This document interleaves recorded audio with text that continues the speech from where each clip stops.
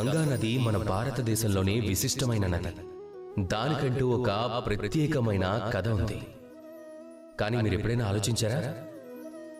ఈ గంగా నది గంగోత్రి నుంచి ప్రవహించడం మొదలుపెట్టినప్పుడు అసలు దాని ఉత్పత్తి ఎలా జరుగుతుంది అని. మంచు కరిగినప్పుడు ఒక బిందువులా మారుతుంది. ఆ బిందువులతో మరికొన్ని బిందువులు కలుస్తాయి. అప్పుడు ఒక చిన్న దార తయారయ్యి అది ప్రవహిస్తుంది. అలా ముందుకు వెళ్ళాక మరికొన్ని బిందువులు, మరికొన్ని ధారలు దాంతో పాటు కలుస్తూ ఉంటాయి. ఇక ఆఖరిలో ఒక విశాలమైన జలధారగా ప్రాణం పోసుకుంటుంది. దాన్ని మనం మహానది గంగానంటాం. అందుకే ఒక సామెత చెప్తారు, ఒక శనగ గింజతో కుండను పగలగొట్టలేమని. మహానది గంగా అంటే ఏంటి?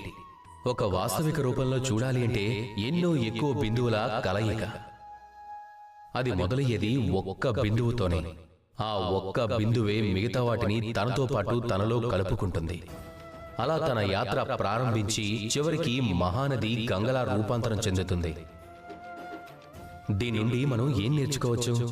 ఇదే, జీవితంలో కేవలం శ్రమించడం, కష్టాలను ఎదుర్కోవటం మాత్రమే కాదు. అదైతే అందరూ చేస్తూనే ఉంటారు. అవసరమైనది సహనం. ఈ సహనంతో అందరినీ మనలో కలుపుకుంటూ ముందుకు వెళ్ళాలి. వాళ్లతో కలిసి నడవాలి. అనేకులను ఏకం చేయాలి. ఈ ప్రవృత్తిని మీలో గనక మీరు కలుపుకున్నట్లయితే మీరు కూడా గంగలాగే మహాత్ములు అవుతారు. రండి, నాతో పాటు ప్రేమగా చెప్పండి, రాధా కృష్ణ.